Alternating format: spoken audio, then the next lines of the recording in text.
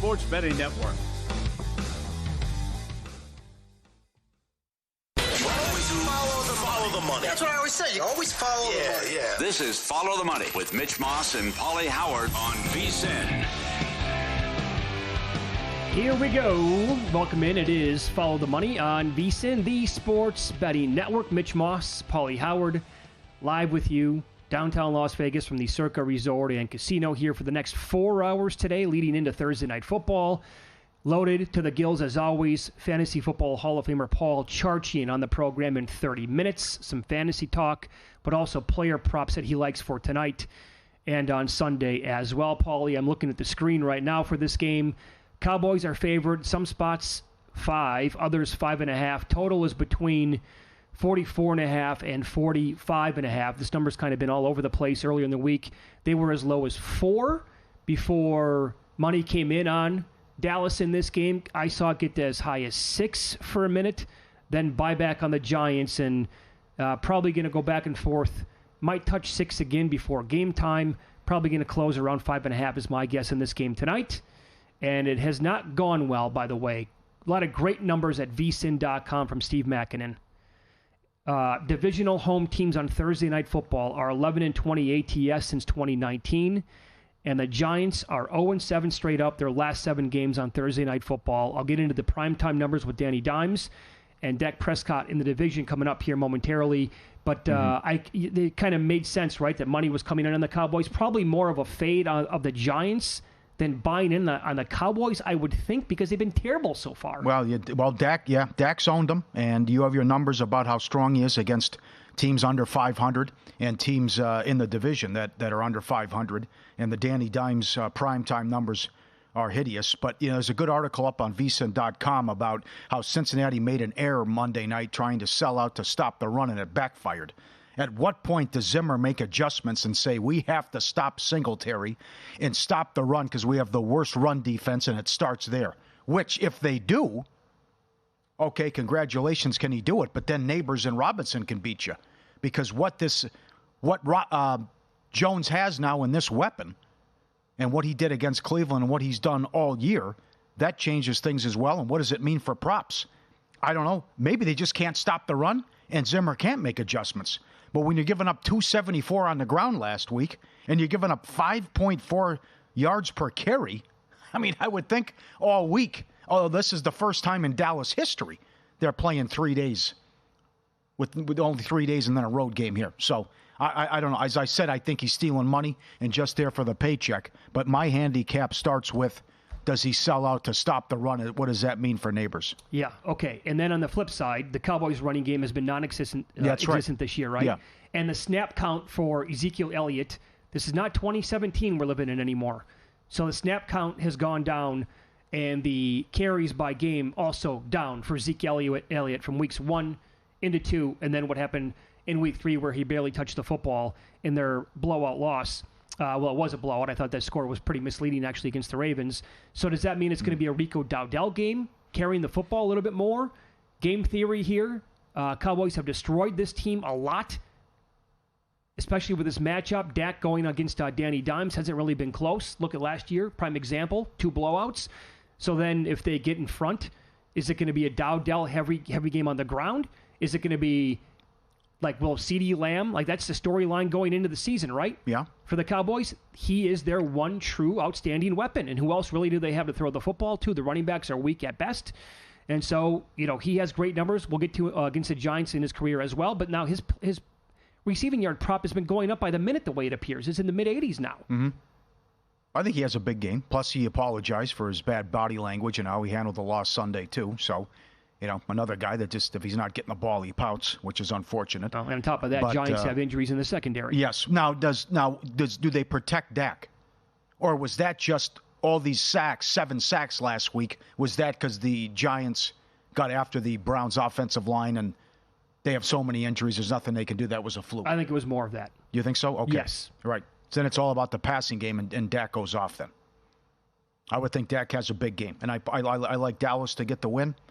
And it's also big for Big Mike. Because if McCarthy loses this one with what's on deck and how it's situated where the bye week is at, Suddenly it's big trouble in Big D. Yeah, more numbers on this game tonight. Dallas 12-4 ATS, their last 16 primetime games. That's about as good as it gets. Overall, the Giants are on a 4-21 straight-up skid, 11-14 ATS.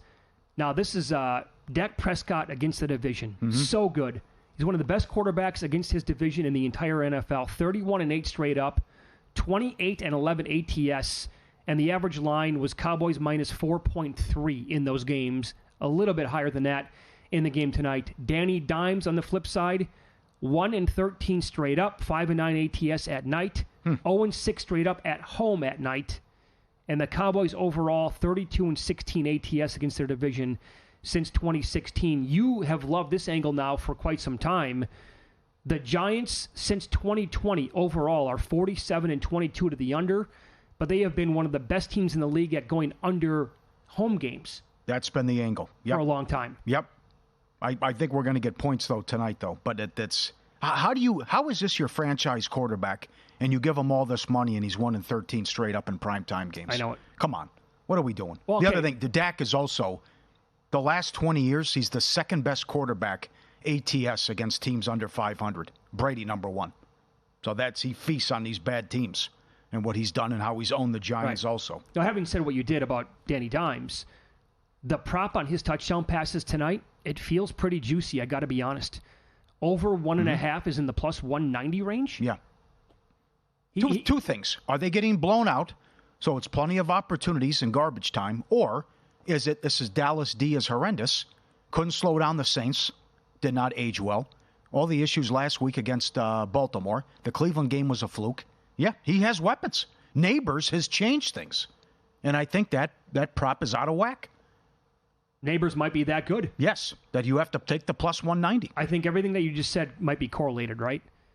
Cowboys could be up in the game for most of it.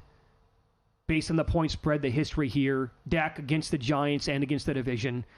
And he is clearly, like if we're talking about CeeDee Lamb being by far and away the number one weapon for Dak Prescott, well, the same thing is absolutely true for Neighbors and how good he's been so far. That dude can contort his body like some of those catches he made, the one in the end zone against the Browns degree of difficulty was exceedingly high, and he made it look like, he was a 5-year veteran in the league. A rookie wide receiver making those kind of catches and having that kind of an impact, we don't get it every single year. So I think that over 1.5 is absolutely doable at plus 190, certainly at that price. And a little bit more here on the running backs as well to go back to Dowdell possibly getting some carries in this game. Opposing backs against the Giants defense so far this year, Aaron Jones had 14 carries for 94 yards. That was a blowout win for the Vikings. Brian Robinson had 17 carries for $133. They never punted in that game. And last week, the Browns, despite scoring on the second play of the game, right, they trailed for a majority of that contest. Jerome Ford still had 10 carries. Dowdell versus the Giants in 2023, he had 6 carries for 24 yards and 12 for 79 and a touchdown. By the way, he was splitting carries at best with Tony Pollard last year. He had 65 carries and 9 blowout wins last year, 7 per game. And again, Zeke carries so far by game on the season, 10 carries in week 1, then 6, then 3. His prop tonight is 9.5 carries.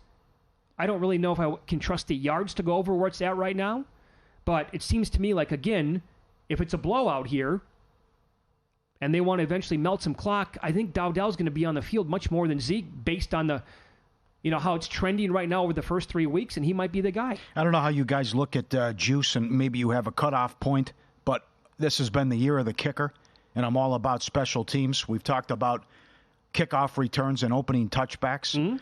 Mitch has more on that coming up. I'm looking at Aubrey here, and I got to play over 1.5 field goals yet again.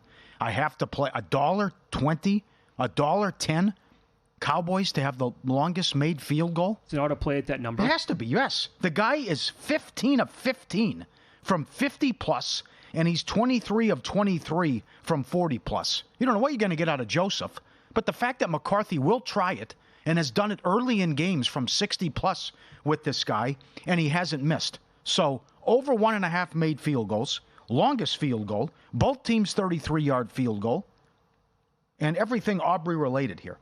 I ran that by my buddy today, by the way, the longest field goal. His response was, what if the Giants don't stop the Cowboys? there is an angle there where their defense is that bad and the Cowboys just like drive it down their throats the entire game. That's hard to do. I know, but that's hard to do. What, they're going to score 35 on the nuts? I mean, that's... Oh, I'm just saying the Commanders never punted against them. Yeah, but that's... But I'm saying my retort is at -110. You got to play it. Come on, right? Yeah, but still, they could be living in the red zone all game. There's a holding call, whatever. And but that's, I mean, the guy's been automatic and the best kicker I've ever seen. And that includes Tucker. When you're 15 of 15 from 50 plus, how many of those are beyond 55? What he's done. So kickoff returns. Opening kickoff for a touchback is only -140. We were in the $4 range on Monday night. Right. So I ran this by our kickoff specialist, Pete Hamill, and he's tracking all this stuff. When he looked at the data, Dallas has returned 7 of 15 kickoffs so far. The Giants have returned 9 of 14. So they're paying attention to the trends here with these teams. That is a heavy percentage compared to the rest of the league. Yeah. Almost 50% by Dallas and higher than 50% for the Giants so far.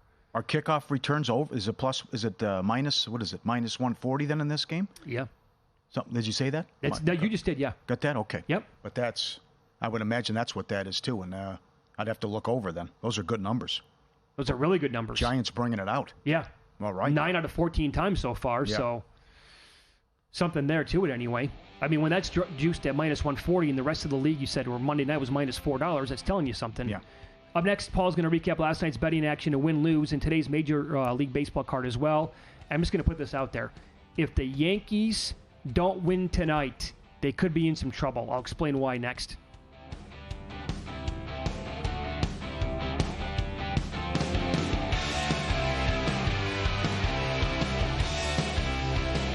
Time.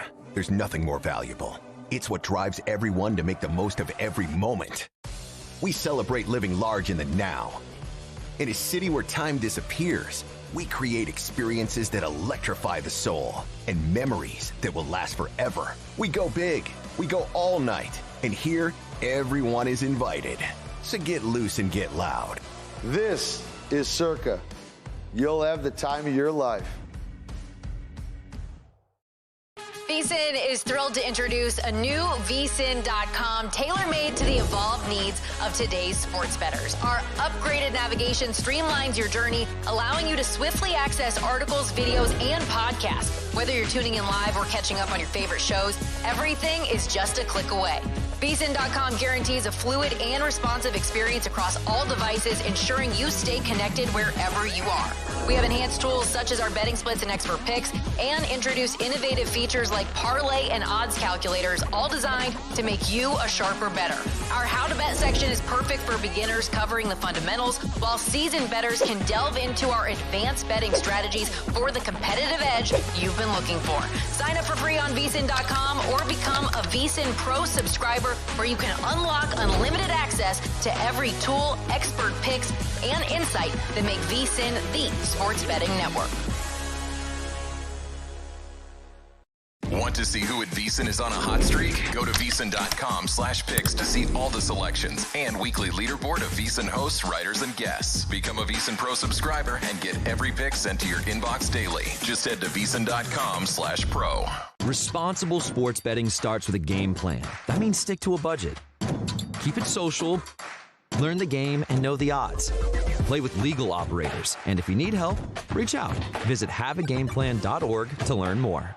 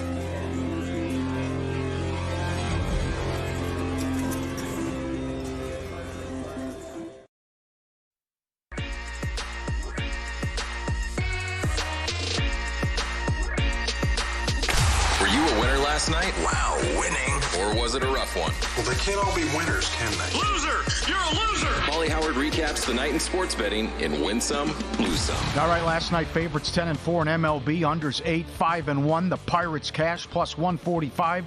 The Mariners with the clinch angle going against the Astros, 115 up to 155. They blow out Houston. Royals 115 up to 135. They beat the Nats. And today, Detroit minus 170. They swept the Rays. They were down 3-0. Magic number 2. KC, magic number 2. They got 3 in the 9th and beat the Nats and covered the run line. Brewers also won.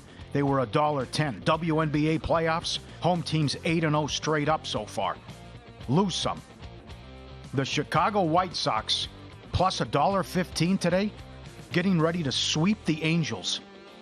It's 7-0 in the 7th. Where are all these people who said you can't trade Ohtani? It's going to be the worst season in Angels history.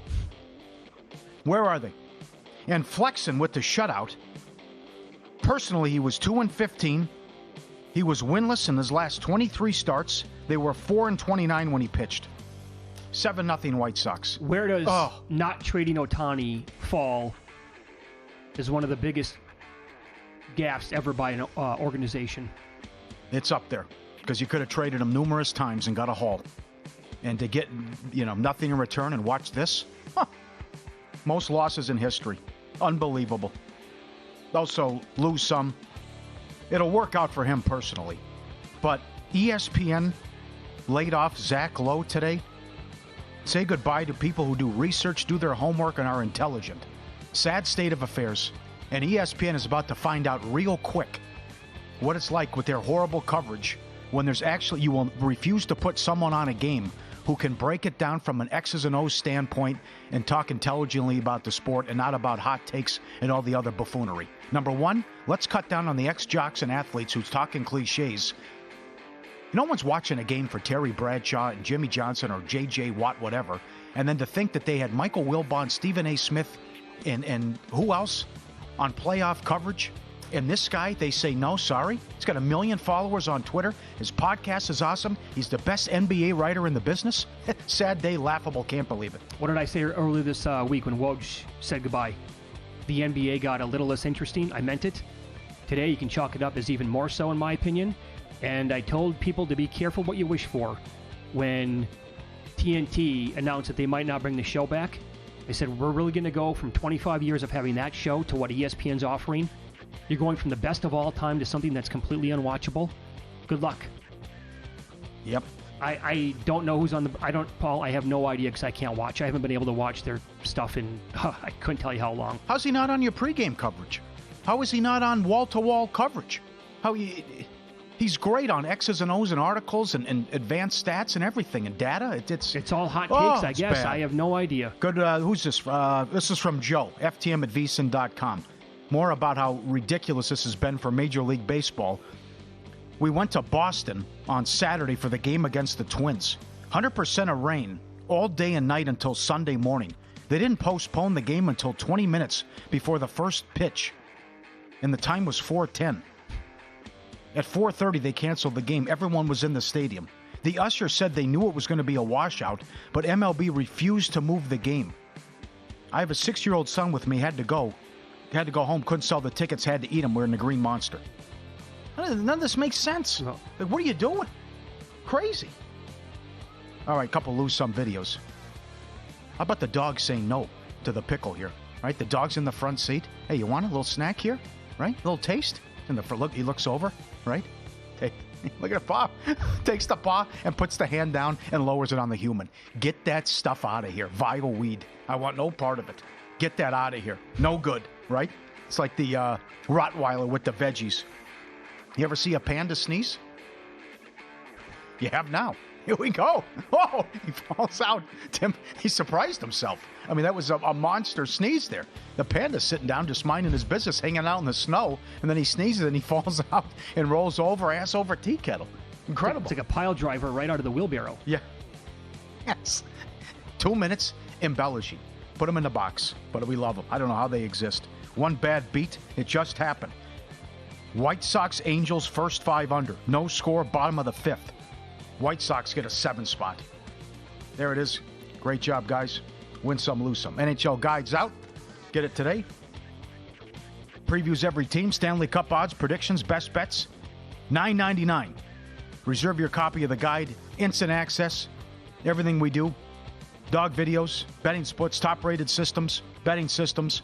Must-have for hockey bettors and those new to the sport and hockey diehards. $9.99 first month. VSiN.com/subscribe. VSiN.com/subscribe.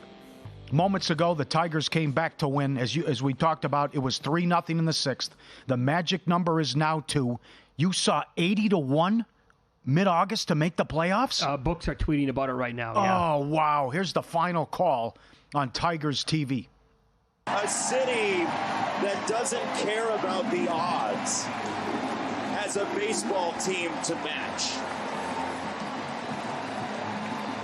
Benetti on the call, exactly right. 2 in the 6th, 2 in the bottom of the 8th. They sweep the Rays. I texted you. I couldn't believe they were $1.35 to get the 5 seed.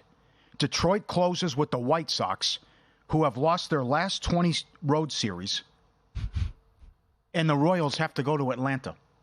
And Atlanta needs it in the worst way. Okay, I can't believe it. They do lose the tiebreaker. Have you noticed what the Braves are going to do in this series? This is incredible to me. They also are unsure of, can they get the game in tomorrow? So it's a damnedest thing, Mitch. There's a hurricane coming. I mean, here's the plan. So they're going to go Max Fried tomorrow. I'm wondering, low-key, is Chris Sale hurt? Did he tell the team that he wants more days off? So they're going to hang on to Chris Sale, and then if there's an elimination spot, that's when they're going to have him pitch.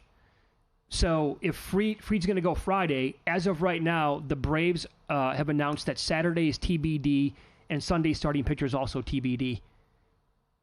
So my guess is if they somehow get into the playoffs without Chris Sale pitching until Sunday, the Monday, like if they clinch before the potential Monday doubleheader against the Mets, he won't pitch again in the regular season's my guess. They'll save him for game 1 of the playoffs. That scenario seems very far-fetched to me. That's highly unlikely. That's what I thought, too. Because now you're looking at a scenario where San Diego loses tonight and they don't care against Arizona and sit people. Well, how about this? How about you don't throw Chris Sale until the Monday doubleheader, and then he's going to be on the shelf until at least 4 or 5 days before he can go in the playoffs again. Oh, he's out of commission for a week. Yes. Yeah, absolutely.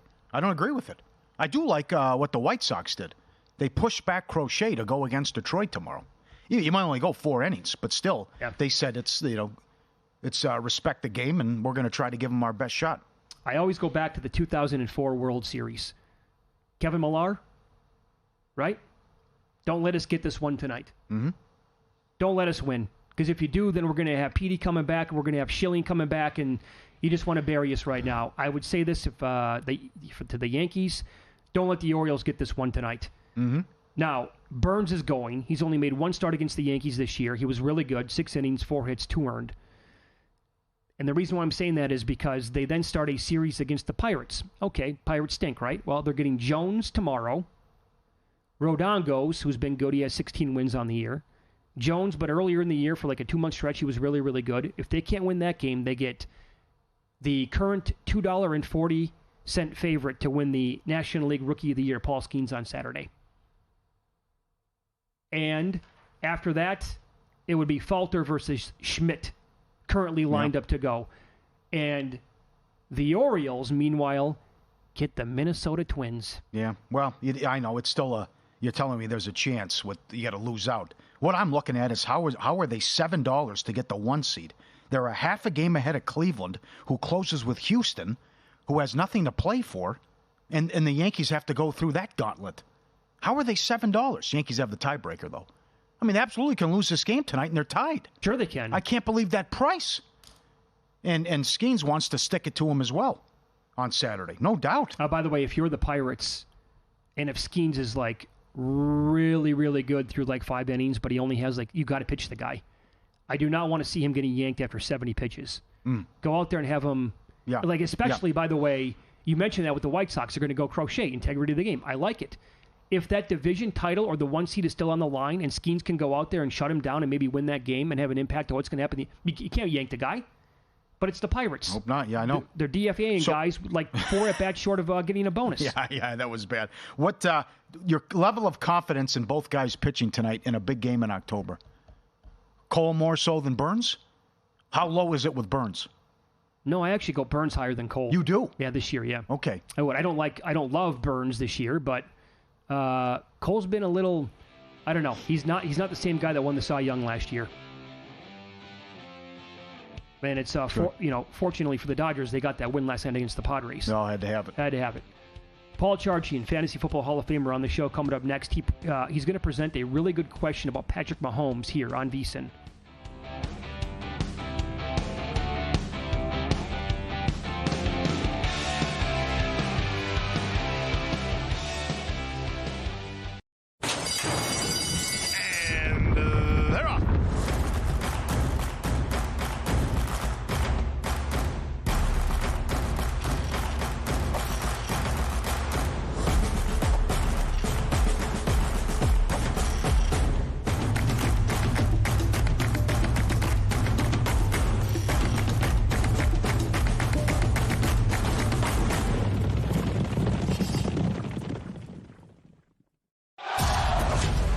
The only thing better than football is the excitement of all the contests.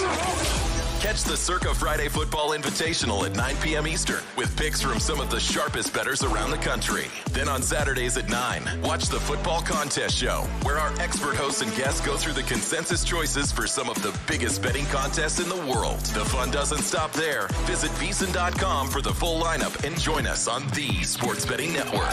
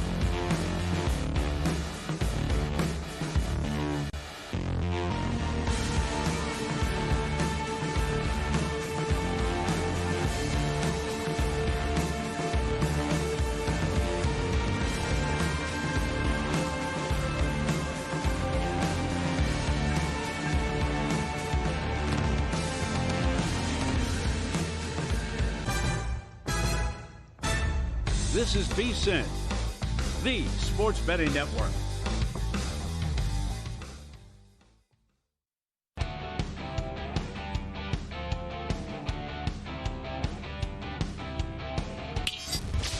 This is Follow the Money on VSiN.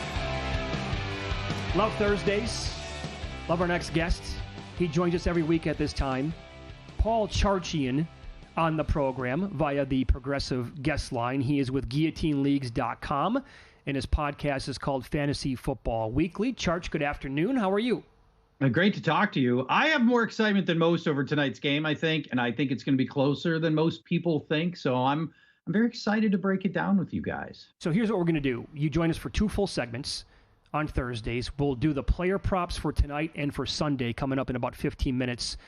Sounds good. Some fantasy stuff here in the first segment. I think you sent over a great question that I don't know the answer to regarding Patrick Mahomes. Do share. Well, we've been automatically starting Patrick Mahomes since he got into the league, right? As soon as he started, it's like, bro, just put him in your lineup, dumb. It's not that obvious. And right now, he's the 17th highest scoring fantasy quarterback, depending on your scoring system a little bit. And he's not necessarily an automatic start. Let's talk it through a little bit. Travis Kelce's part of the problem, right? Kelce is tight end 27 in ESPN's tight end scoring behind Nick Vannett and Johnny Munt. That's not good. In Kansas City, some people are suggesting that maybe Kelce is suffering from a Super Bowl hangover, that he spent his offseason partying with Taylor Swift, sipping Dom Perignon, and that he's not in football shape. But guys, I disagree. If I had spent an entire offseason dating Taylor Swift with all of the corresponding benefits, my cardio would be amazing. Like, I could wrap this show and then go hit the 7th stage of the Tour de France. I mean, my cardio would be in fantastic shape. So I don't know that that's it. I will tell you what I think the problem is and what's killing Patrick Mahomes. On passes of over 15 yards, Mahomes ranks 27th in attempts and 15th in completions. Wow. That's terrible. Yeah. Xavier Worthy was supposed to help. Yes, and maybe right. in time he will, but that has not happened yet at all. And this is not a new problem for Mahomes. This has been a problem going back a ways. He was the deep ball was a problem last year. Get this. If we go back all the way to week 8 of last year, spanning 11 regular season games, that's a pretty meaningful sample size in the NFL, 11 games. Patrick Mahomes has been a top 10 fantasy quarterback one time in those 11 games, and his average finish is quarterback 16. So it's time to break out of that automatically got to start Patrick Mahomes thinking, because it's just not supported by any data, recent or going back to last year. Yeah, so that is a problem right there. And I think you've got to be really sharp about how each game plan is going to look, and if you've got somebody else that's going to help you more than Patrick Mahomes.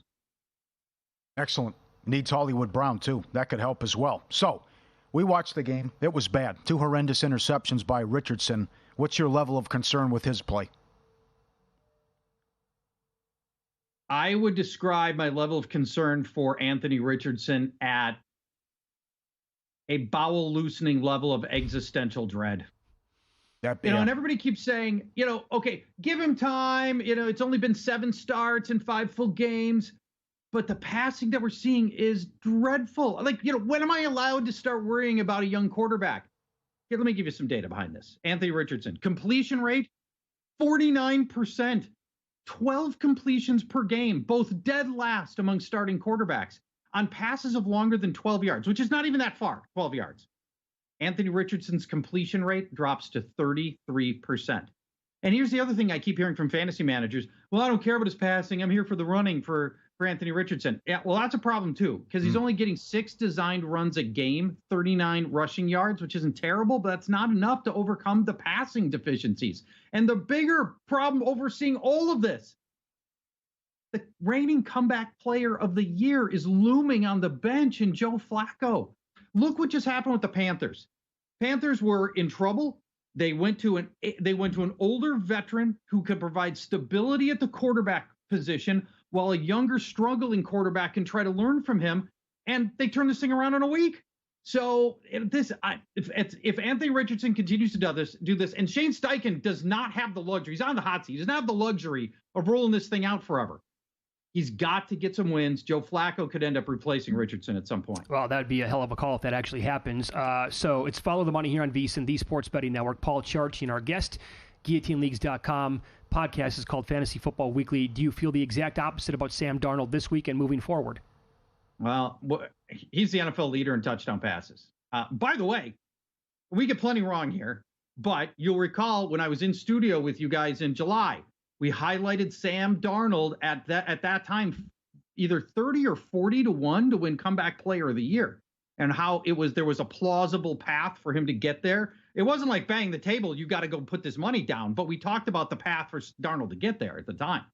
He's the NFL leader in touchdown passes with 8. He's got multiple touchdowns in every game. And here's why Sam Darnold is so much more effective in Minnesota. What always had killed him in all of his previous starts and previous play with previous teams, terrible downfield passer, highly inaccurate, throwing picks all over the place. This year, in passes of over 15 air yards, Sam Darnold has the highest completion rate in the NFL, wow. 65%.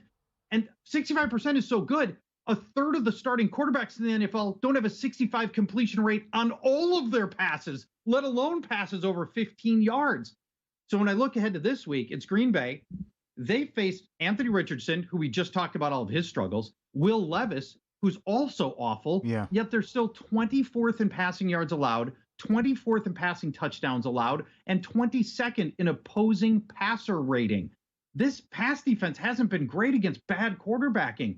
So I still like Sam Darnold this week and beyond. Okay, so then what is your advice for Jordan Love this week for people that play fantasy and own Jordan Love as their quarterback? And to tie it in together, like, who are you starting? Who are you comfortable with at the wide receiver position, not only this week, but like going forward with Green Bay? Well, I mean, Love puts all the receivers back on the market. They were all off under Malik Willis because nobody was catching a pass more than 2 yards downfield. But Love feels highly dangerous in this spot right here. The Vikings are getting the most consistent pass rush in the NFL. Love's mobility is almost certainly going to be impacted by this knee injury. And so much of what Love has been able to do when he was successful through the second half of last year, extending plays and picking up first downs, rushing. And that's all going to dry up, I think, on this knee, which sounds like, we don't know, but it sounds like the knee's not going to be 100%. He's going to be an immobile target against a ferocious pass rush.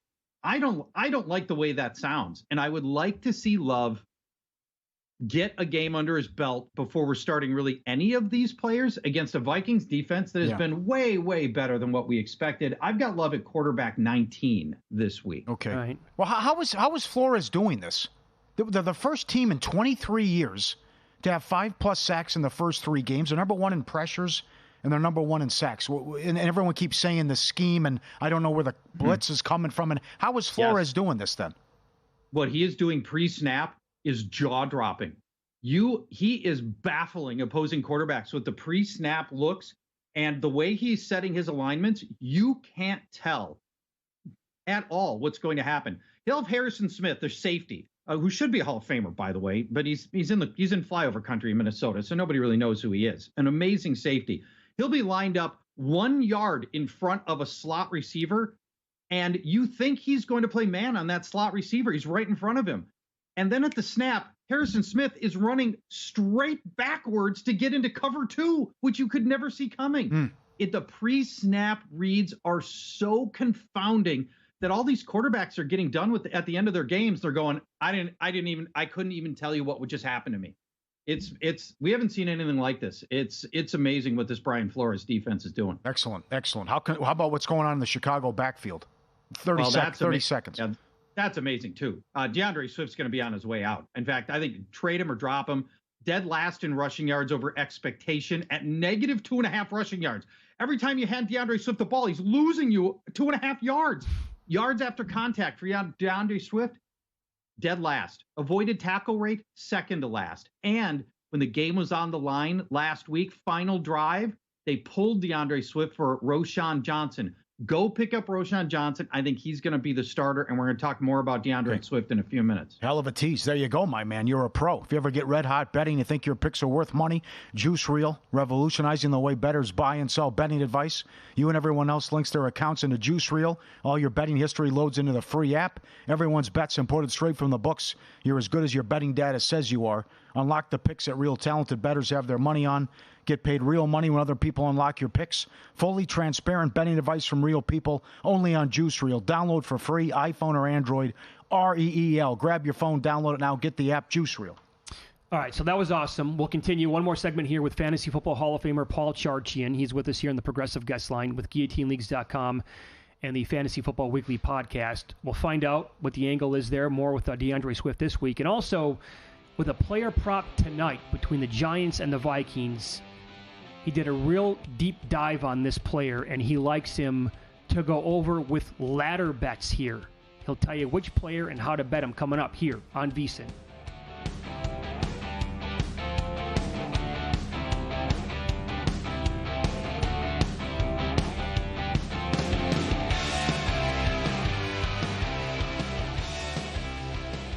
In the heart of downtown Las Vegas, a sports oasis awaits. Stadium Swim, the ultimate outdoor amphitheater, built for the ultimate sports fan, with a colossal screen that brings the game closer than ever.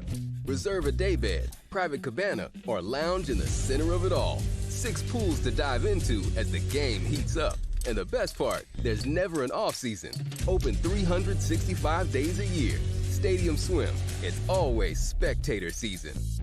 VSiN's got you covered for the start of the season with our football special. For $175, you'll get access to everything VSiN has to offer. With VSiN Pro, you'll receive daily picks straight to your inbox, detailed analysis on every game, and exclusive data like our betting splits to help you become a sharper bettor. Get all of this for just $175 through the Super Bowl, or try a monthly subscription and get your first 30 days for only $9.99. Don't miss out on this offer. Sign up now at VSiN.com/subscribe.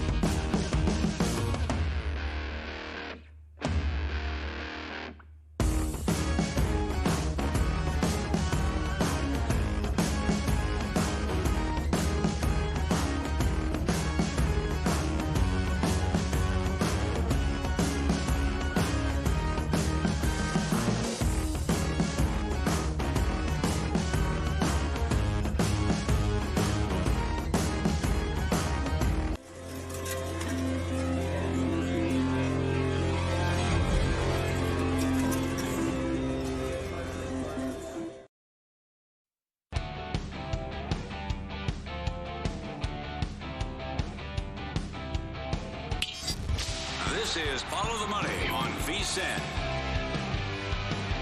It's good to have you on board here on a Thursday. Paul Charchian on the horn with us, progressive guest line, Fantasy Football Hall of Famer with GuillotineLeagues.com, and the podcast is called Fantasy Football Weekly. Okay, so then who do you love tonight in this Giants-Cowboys matchup? You want to do over like his player prop tonight? You want to go ladder bets with the same guy? Who is it? Maybe I'm wrong, and you guys tell me. This is my favorite bet of the regular season so far. I feel like this is as compelling as anything that we've talked about through 4 weeks. Devin Singletary, I'm interested in him about 6 different ways tonight, and I'll try to build a case. We're going to look at the over 60.5 rushing yards. I'm interested in ladder bets over 80 and 100 rushing yards at respectively plus 230 and plus 500. Also, not done yet. Anytime touchdown, 105, plus 105, and the first touchdown at plus 600. And I know this sounds very aggressive and expensive, but hear me out, and I'll try to build my case for Devin Singletary 2 ways. First, let's talk about Singletary, who's way better than you think he is. He ranks number 1 in the missed tackle rate. 41% of the tacklers are getting shredded by Devin Singletary. Correspondingly, he ranks number 1 in total missed tackles. Plus, he's one of the NFL's few remaining bell cow runners. Non-Singletary runners for the Giants are averaging 3 touches per game. That's it. It's all Singletary. And only Singletary has touched the ball among Giants runners from inside the 5-yard line. He's the only one through 3 games. And the last thing on Singletary, Giants offensive line, which we're programmed to hating and thinking is awful, they rank 4th in ESPN's run block win rate metric. Okay, so that's the Singletary side, better than you think. Now let's do the Dallas side, which is even more compelling. Dallas's run defense is, by a margin, the worst in the league. They rank 31st in run defense by Pro Football Focus by a mile. Nobody else is even in the conversation for 32nd. They rank dead last in run defense success rate. The Dallas Cowboys rank 32nd in run defense EPA. They rank 32nd in rushing yards allowed. They rank 26th in missed tackles. And they've allowed 6 rushing touchdowns to runners, the league's most. And by the way, if I add in 2 quarterback rushing touchdowns, now they're at 8 touchdowns allowed. And, oh, by the way, another thing, they've allowed 2 running back receiving touchdowns, bringing the total to 10 right now in 3 games. I mean, you could even consider, in addition to all the bets already put down, if you're ever going to go crazy, like the ladder bet, the over 120 rushing yards is plus 1,200. I mean, everything's on the board right now. This Dallas run defense is awful. And if you're ever going to play some crazy long shot, this is one of your great chances to do it. So, okay, I've said my piece. Is it too aggressive? Is it too expensive? Or are you listening to any part of this? My concern is Zimmer then knows how bad it is and they have to sell out to stop the run. But then again, you only got a couple days to prepare. So I don't think that's going to work either. But I think we agree that Zimmer's just there collecting a paycheck. It feels that way, doesn't it? The way this defense is playing, it feels like that's some of the players here as well, and possibly. Yeah, right. And you talked about how maybe they just try to stuff the run. Daniel Jones hasn't been bad. No. I mean, the Vikings humbled him in week 1, but at the time we all thought that was because Daniel Jones was terrible. It turns out that was the Vikings. Since that, in the last 2 games, Daniel Jones has completed 65% of his passes. He's thrown 4 touchdowns against 0 interceptions. And obviously Malik Neighbors has turned out to be awesome. So I don't know if you really can just sell out to try to improve a run defense that's this bad. I agree with you. No, I'm with you. So how about more on Swift? What do you recommend on Swift then? All right, we talked last segment. DeAndre Swift's getting benched, I believe. And media reports suggest this out of Chicago as well. Right now, you can buy him under 38.5 rushing yards. He might be inactive in this game, or he could be sitting at 3rd or 4th string in this game.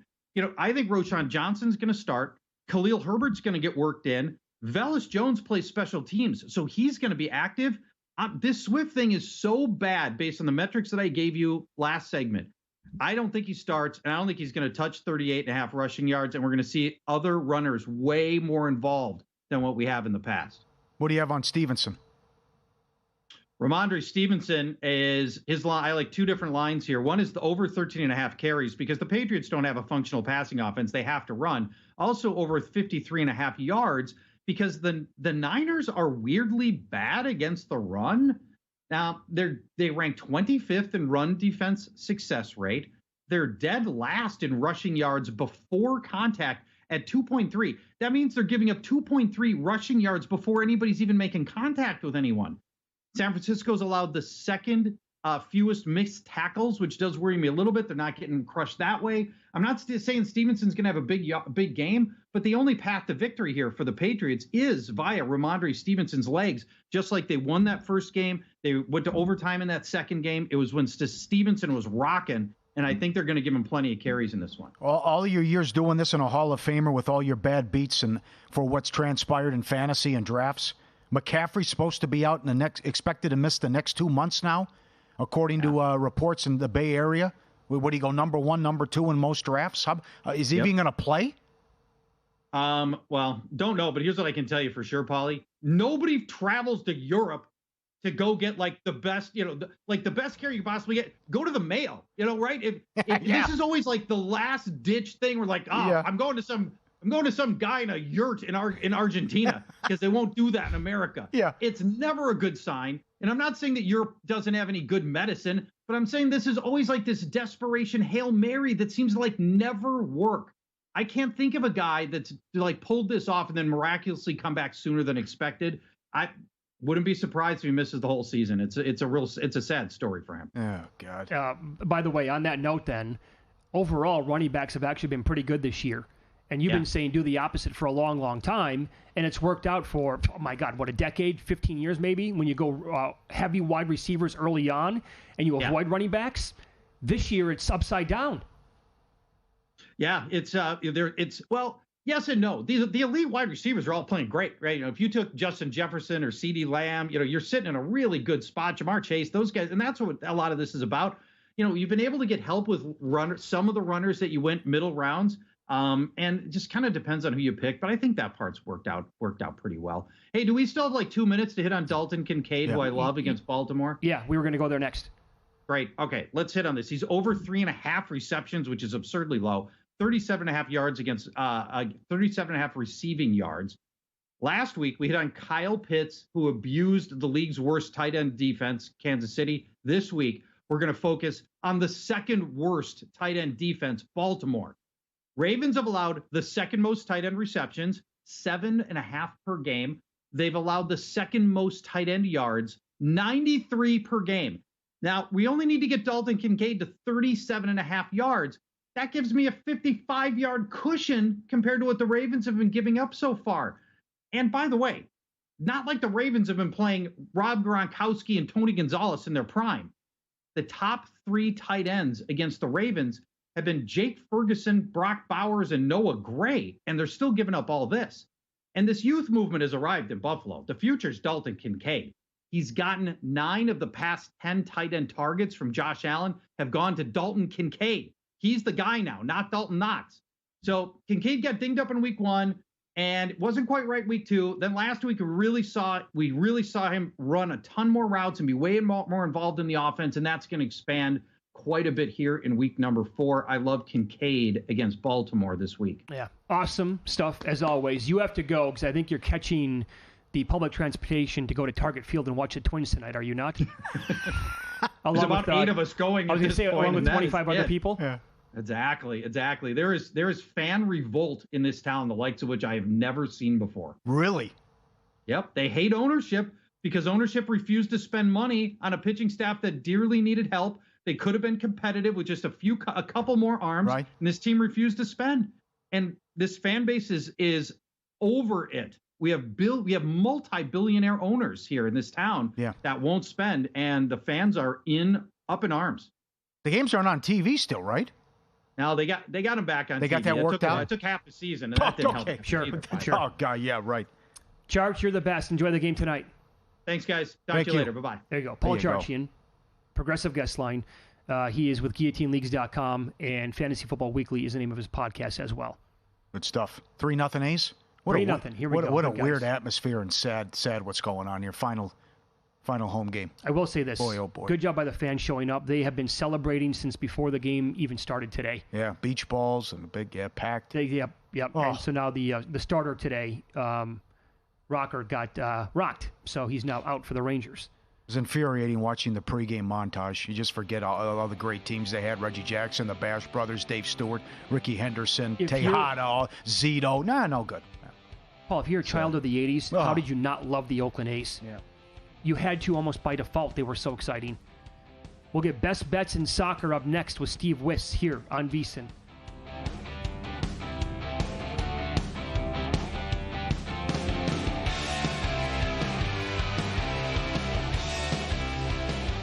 A new football season means a new lineup on VSiN. Start your day with sharp betting analysis on